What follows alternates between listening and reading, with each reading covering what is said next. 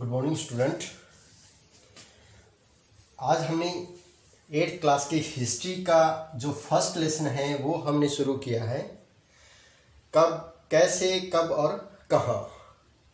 आज हम इतिहास के बारे में जो चर्चा करेंगे। इससे पहले हमने जियो के जो यानी भूगोल के 4 लेसन हमने किए थे और आई होप आपको बहुत अच्छी तरह समझ में आ गए होंगे। उन वीडियोस को जो है अच्छी तरह 2 या 3 बार कम से कम आप देखें।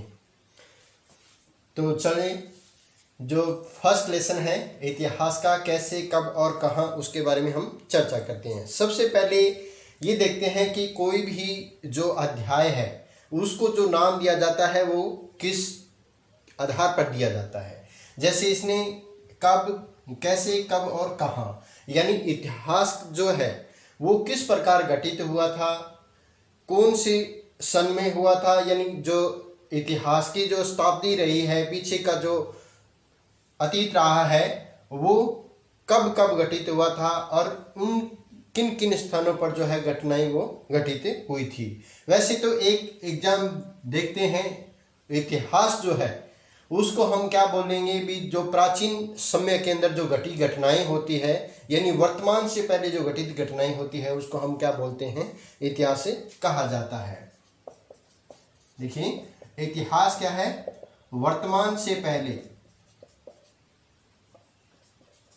वर्तमान से पहले घटित घटनाओं का विवरण जो होता है वो क्या कहलाता है, इतिहास कहलाता है। देखिए, अब से पहले हमने क्या है, 8th क्लास से पहले हमने क्लास 6 के अंदर हमने प्राचीन और मध्यकालीन, प्राचीन और मध्यकालीन इतिहास के बारे में पढ़ा था। इसके बाद में जो कक्षा 6 में पूर्व इतिहास काल से लेकर जो 7वीं शताब्दी तक, पूर्व इतिहास से लेकर 7वीं शताब्दी तक का जो इतिहास था उस तक हमने विभिन्न प्रकार के उपमहाद्वीपों के, प्राचीन भारत और प्राचीन जो है सभ्यताओं, प्राचीन भारत और प्राचीन भारत व सभ्यताओं पर चर्चा की थी। अब इसके बाद में हमने 6th क्लास के बाद में जो 7th क्लास थी, जब 7वीं कक्षा में हमने इतिहास के जो है मध्यकालीन भारत की हमने चर्चा की थी। मध्यकालीन भारत का इतिहास जो है या मध्यकालीन युग की हमने इसमें चर्चा की थी। इस काल के दौरान भारत में लोगों की जो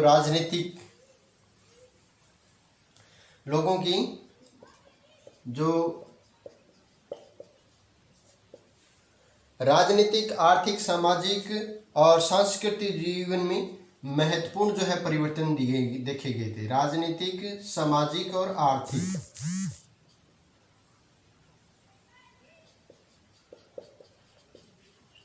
सामाजिक व आर्थिक और जो सांस्कृतिक परिवर्तन जो है इस काल के दौरान अनेक जो परिवर्तन थे वो हुए थे। इस काल के दौरान जो महत्वपूर्ण परिवर्तन हुए थे वो किस में हुए थे, मध्यकाल के यानी मध्य इतिहास के समय में। अब हम 8th क्लास के अंदर चर्चा करते हैं जो आधुनिक इतिहास की जो जानकारी है उसके बारे में। आज हम बात करेंगे आधुनिक इतिहास के बारे में। आधुनिक इतिहास, आधुनिक इतिहास के अंदर हम इतिहास का जो आधुनिक युग में 18वीं सदी से जो आरंभ हुई सदी है, आधुनिक जो युग है या आधुनिक काल का जो इतिहास है वो किस से शुरू हुआ है, 18वीं शताब्दी से वर्तमान समय तक। तो इसकी कई जो विशेषताएं हैं, विशेषताओं के अंदर जो औद्योगिकरण है, शहरीकरण है, उपनिवेशवाद है। औद्योगिकरण, शहरीकरण और उपनिवेशवाद।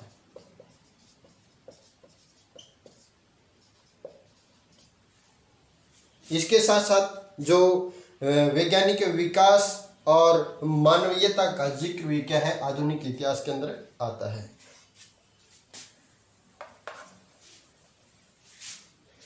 चलो देखते हैं इतिहास का अर्थ।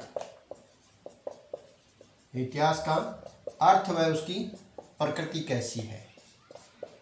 देखिए, कोई भी साधारण शब्दों में यदि हम इतिहास जो है वो क्या है, अतीत का अध्ययन होता है। क्या बोलते हैं इसको? अतीत का अध्ययन क्या कहलाता है? इतिहास कहलाता है। यानी उन लोगों की ये कहानी है जो अतीत काल से भारत में रहते थे, अतीत काल से भारत में रह रहे थे। इसलिए जो इतिहास है अतीत के लोगों की जो है स्थानों और घटनाओं का जो है इतिहास के का अध्ययन है वो क्या है, लोगों के स्थानों और घटनाओं का जो है वो क्या करता है, विवरण प्रस्तुत करता है। यानी उसकी स्थिति के बारे में जो है इतिहास हमें बताता है। तो प्राचीन समय यानी वर्तमान से पहले की जितनी भी चीज जो घटित घटनाएं होती है उसको हम जानना, उसके बारे में जानना क्या कहलाता है, इतिहास कहलाता है। क्योंकि हमारे जो पूर्वजों की जो कहानी है, उनकी जो जीवन शैली थी, रोजगार थे, रीति रिवाज और भाषा, संस्कृति, धार्मिक जो विचार थे और राजनीतिक जो समस्याएं थी और उपलब्धियों के बारे में कौन किससे जानकारी प्राप्त होती है, वो है इतिहास से प्राप्त होती है। इतिहास हमें उन बदलावों के बारे में बतलाता है। इतिहास जो है उन बदलाव के बारे में, बदलाव यानी परिवर्तन के बारे में बताता है जो समय के साथ घटित हुई थी, जो समय के साथ घटित हुई घटनाएं। यानी समय के साथ साथ जो घटित घटनाएं हुए हैं उसके बारे में जो है इतिहास हमें बताता है। और ये बताता है कि जो प्राचीन समय के अंदर या अतीत के अंदर अतीत की जो चीज़ें थी, अतीत की चीज़ें थी वो किस प्रकार की थी और कैसी थी, और समय के साथ साथ उसके अंदर जो है बदलाव किस प्रकार आया था। अब इतिहास की जो ये क्या थी, प्रकृति थी और इसका अर्थ। अब हम चलते हैं इतिहास का जो है महत्व, यानी इतिहास का जो महत्व है वो किस प्रकार बढ़ा था, इतिहास जो है हमारे लिए क्यों आवश्यक है। क्योंकि किसी भी घटित जो घटनाएं होती है उसको जानने के लिए हमें क्या है, प्राचीन समय की घटित जो महत्वपूर्ण जो तथ्य होते हैं उनकी जानकारी आवश्यक होती है। और जो प्राचीन जानकारियां जो उपलब्धियां होती है उसके बारे में जानना ही क्या कहलाता है, इतिहास कहलाता है। तो इतिहास का जो अध्ययन है वो हमारे लिए आवश्यक है। इसके अतिरिक्त इसको क्या बोला जाता है, सामाजिक विज्ञान भी कहा जाता है। सामाजिक विज्ञान यानी समाज से जुड़े हुए ऐसे तथ्य जो विश्व की वर्तमान स्थिति के बारे में बताते हैं। तो विज्ञान क्या है, समाज की जो आधुनिक या वर्तमान स्थिति के बारे में जो हमें जानकारी प्रदान करता है। इसी प्रकार क्या होता है, इतिहास भी हमें जो यह समझने में मदद करता है कि वर्तमान का जो उदय हुआ, यानी वर्तमान का जो उदय हुआ था वो कैसे हुआ, ठीक है, वो उदय कैसे हुआ, कब हुआ और किस प्रकार हुआ, यानी क्या क्या उसमें परिवर्तन हुए थे। इसलिए इतिहास के माध्यम से हम कला की, वास्तुकला की, यानी प्राचीन जो कला थी, वास्तुकलाएं थी, साहित्य, रीति रिवाज, साहित्य और रीति रिवाज और विभिन्न प्रकार के धर्मों के बारे में जानना क्या कहलाता है? इतिहास से ही हमें जानकारी है वो प्राप्त होती है। इसलिए मानव संस्कृति और सभ्यता के लगातार जो विकास के बारे में जानकारी हासिल करना के लिए हमें जो है इतिहास का अध्ययन करना जरूरी था। इतिहास का जो अध्ययन है हमें अपने समाज की जो मूलभूत प्रकृति है, क्या है? मूलभूत जो प्रकृति है,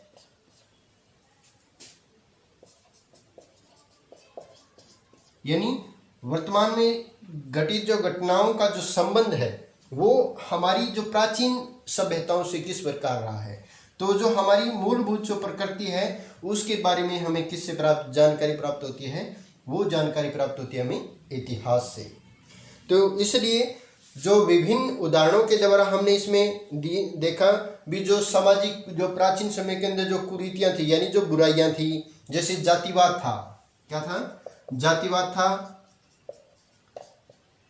इसके साथ साथ जो नस्लवाद था, नस्लवाद और अशिक्षा यानी जिसे निरक्षरता बोला जाता है, निरक्षरता बोला जाता है।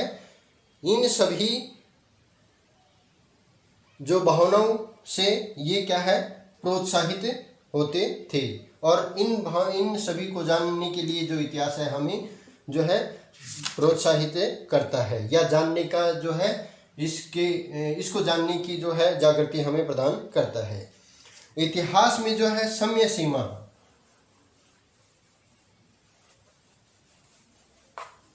तो यहां तक आपको पता चला होगा भी इतिहास क्या है, इतिहास का अर्थ, इतिहास की प्रकृति और इतिहास का जो है महत्व है, यानी इतिहास क्यों पढ़ा जाता है, इतिहास क्यों जरूरी है।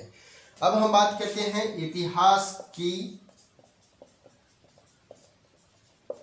समय सीमा के बारे में।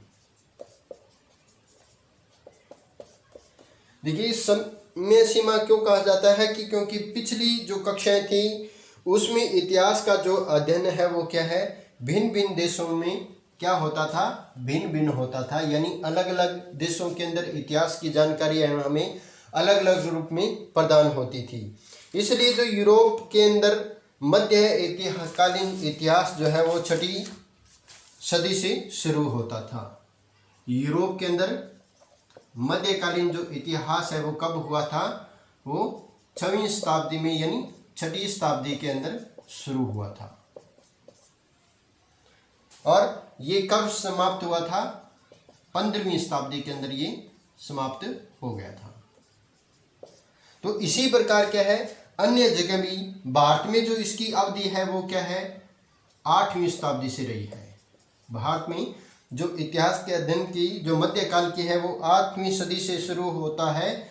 8वीं सदी से कब तक? 18वीं सदी तक, 18वीं शताब्दी तक जो है इसका अध्ययन है। अर्थात 18वीं सदी के अंतिम चरण में जो भारत के अंदर महत्वपूर्ण राजनीतिक, आर्थिक और सामाजिक और सांस्कृतिक जो है बदलाव वो देखने को मिले थे। इसलिए इस काल के अंतर्गत जो भारतीय इतिहास कितना पुराना माना जाता है? 250 वर्ष पुराना जो है इतिहास माना जाता है।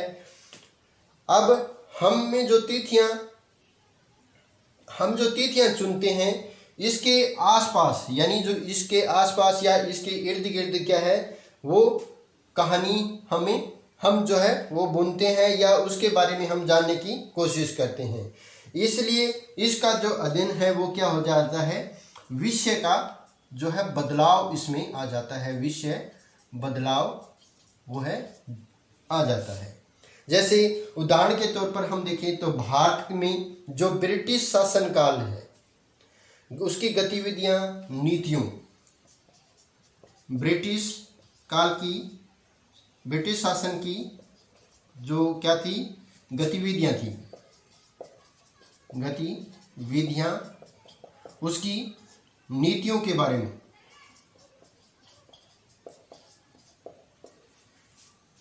और जो उपलब्धियां हैं,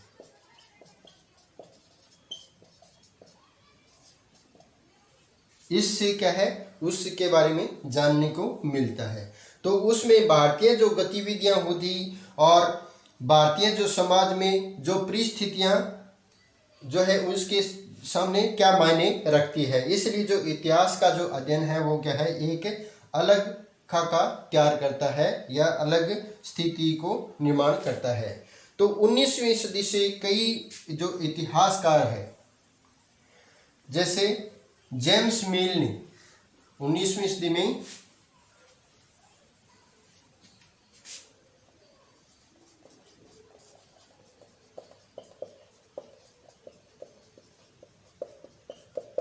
देखिए 19वीं जो शताब्दी थी उसके अंदर जो कई ब्रिटिश इतिहासकार हुए थे, जिसमें से एक प्रमुख है जेम्स मिल। इनका नाम आपने कभी सुना होगा। जेम्स मिल के बारे में हमने पढ़ा होगा। और जो उन्होंने क्या है 1817 के अंदर 1817 में a history of British India a history of British India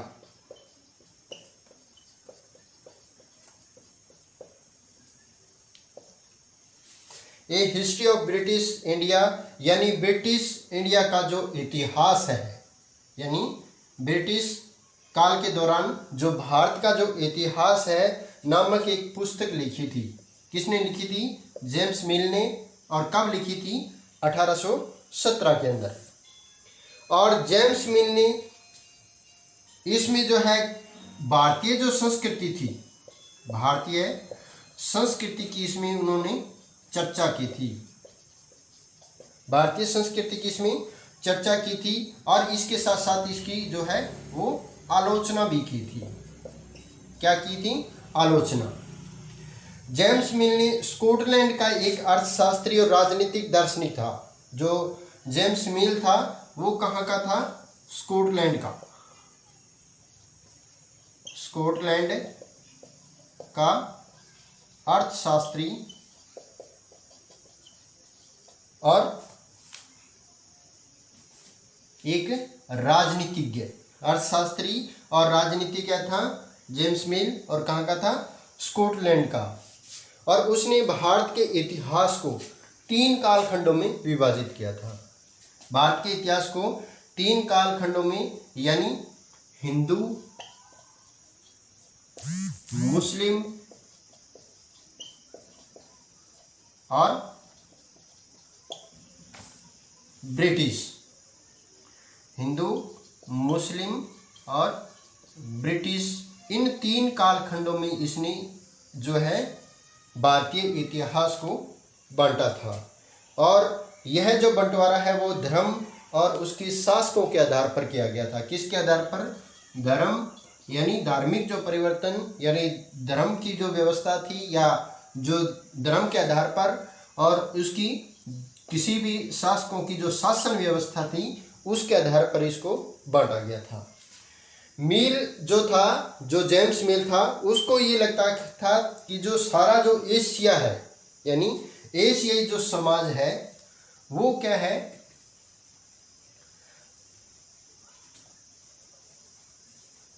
एशियाई जो समाज है वो सभ्यता के मामले में, किसके मामले में? सभ्यता के मामले में किससे पीछे है? यूरोप। किससे पीछे है? वो क्या है? यूरोप से। जो किसकी सभ्यता थी? जो एशियाई सभ्यता थी। एशियाई जो सभ्यता थी उसको यूरोप से क्या मानता था? वो पीछे मानता था। और उसने एक बात कही थी भी, हिंदू और जो मुसलमान शासक है केवल धार्मिक जो विश्व और जातिगत बंधनों और अंधविश्वासों का इसके अंदर क्या है? बोलबाला है, या वो इनकी तरफ ज़्यादा जो है वो ध्यान देते हैं। और जो जातिगत जो बंधन है उन मामलों में, यानी जो सांस्कृतिक व्यवस्थाएं हैं, जो परंपराएं हैं, वो क्या है इनके अंदर, यानी एशियाई लोगों के जो शासक थे उसके अंदर ज़्यादा है। यानी ये यूरोप से जो एशियाई जो संस्कृति है वो इसको क्या है पीछे मानता था। इसलिए ब्रिटिश शासन में भारत की जो सभ्यता को राह पर ले जाया जा सकता था। उसका मानना था कि भी अंग्रेजों की मदद से जो हिंदुस्तान है वो अंग्रेजों की मदद के जो बिना है वो हिंदुस्तान प्रगति नहीं कर सकता, यानी उन्नति नहीं कर सकता। तो इसलिए उसने क्या है एक सुझाव दिया था। सुझाव में क्या था, जो भारत के सारे जो भूभाग थे, क्या है भारत के सारे जो भूभाग थे उस पर क्या करना था, कब्जा करना। क्या था, कब्जा करना, ताकि जो भारतीय जनता को ज्ञान और उनको जो है सुखी जीवन की प्राप्ति हो, यानी सुखी जो जीवन है वो प्रदान किया जा सके। तो ये उसकी क्या थी, एक थ्योरी थी। यानी उस पुस्तक के मामले में हिस्ट्री ऑफ ब्रिटिश इंडिया, उसके तहत उसने जो एशियाई जो कंट्री थी उसने उसको यूरोप से पीछे माना, क्योंकि एशियाई जो समाज था उसके अंदर जो धार्मिक जो रीति रिवाज थे, राजनीतिक जो व्यवस्थाएं थी वो क्या थी, पुराने ढंग की वो मानते थे और अपने जो यूरोप वासियों को इनसे काफ़ी आगे मानते थे। जेम्स मिल जो का विभाजन कमियों से भरपूर माना गया था। उसने जब ये सुझाव दिया कि इस पे जो ब्रिटिश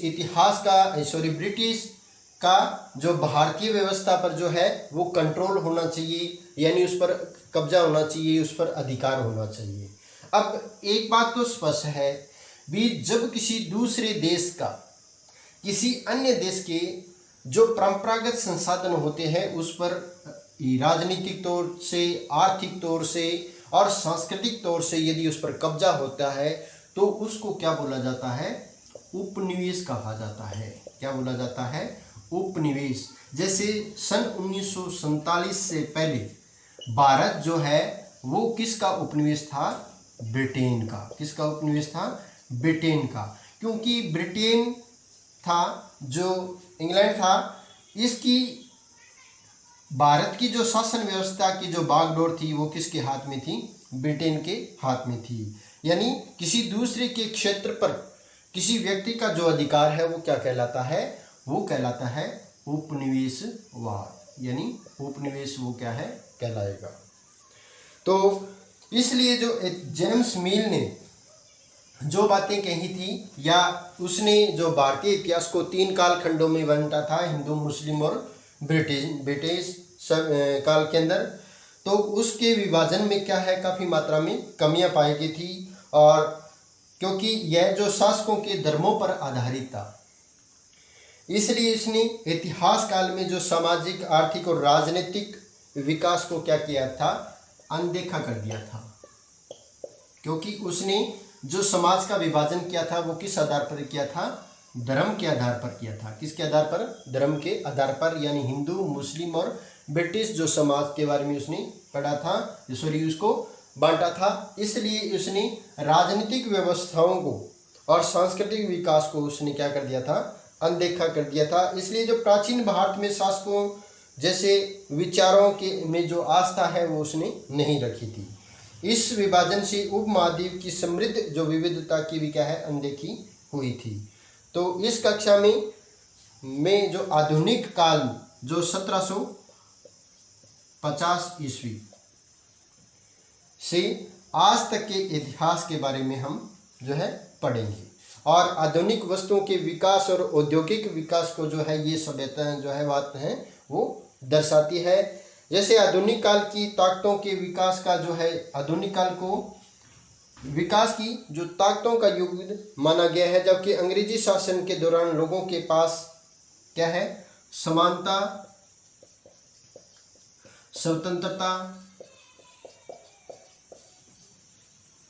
और जो समृद्धि है यानी उन्नति है, उसकी क्या माना जाता था, वो कमी थी। और इसलिए समाज की जो अपनी समस्याएं हैं और कुछ इतिहास जैसे इसे औपनिवेशिक काल भी कहा यानी कहते हैं। जो मैंने अभी आपको बताया भी किसी देश के साथ जो औपनिवेशिक काल है वो क्या कहलाता है। अब हम बात करते हैं जो है औपनिवेशीकरण क्या है।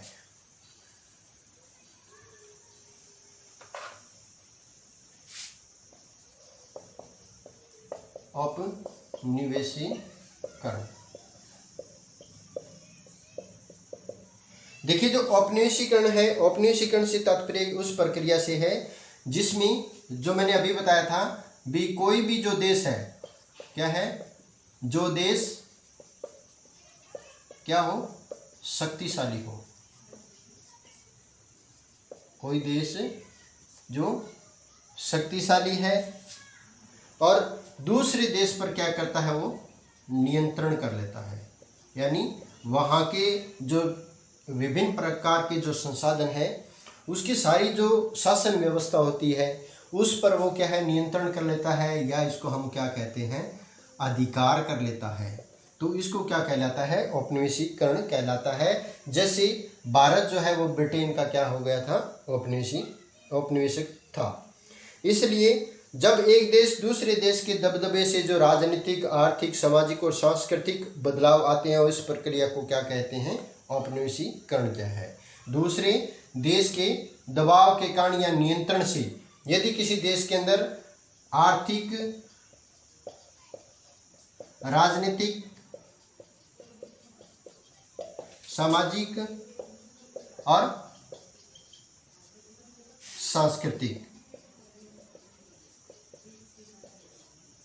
जो बदलाव आते हैं उसको क्या बोला जाता है, औपनिवेशीकरण कहा जाता है। प्रारंभ में जो ब्रिटिश था उससे उनके जो मशीनरी थी भारत में किसके उद्देश्य, जो मशीनें थी वो किसके उद्देश्य से आई थी, वो व्यापार के उद्देश्य से वो उन्होंने स्थापित की थी। और जिसे वाणिज्य तथा इकाई जो ईसाई धर्म के प्रचार हेतु वो यहाँ पे आए थे।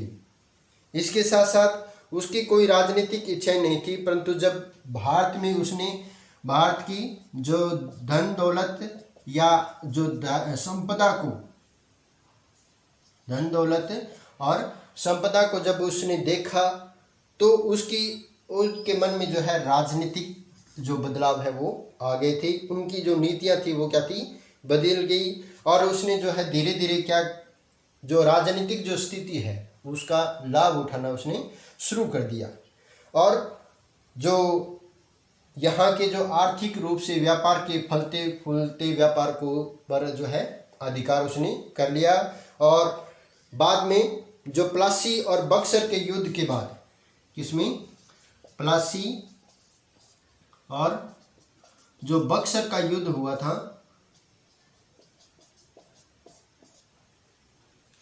इसके कारण जो भारतीय अर्थव्यवस्था जो अधिशेष और आत्मनिर्भर से क्या बन गई थी, औपनिवेशी में बदल गई थी, यानी औपनिवेशीकरण में वो बदल गई थी।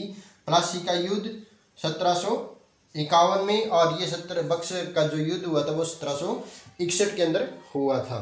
तो इससे क्या है, जो है काफ़ी मात्रा में जो है वो बदलाव आए थे और राजनीतिक व्यवस्था है वो क्या है, इसके अधिकार में आ गई थी। और जो भारत है वो ब्रिटेन का क्या बन गया था, उपनिवेश बन गया था। तो ये थी भारतीय जो इतिहास की प्रकृति, इसका महत्व, इसकी जो क्या सीमाएं थी और औपनिवेशीकरण की जो स्थितियाँ थी वो क्या थी। इसके बाद में हम कल चर्चा करेंगे इतिहास की जो स्रोत थी, इतिहास के स्रोत क्या है, यानी किन चीज़ों से हमें इतिहास के बारे में जो है वो जानकारी प्राप्त होती है। Thank you, I hope you are understand and thank you very much my video watching.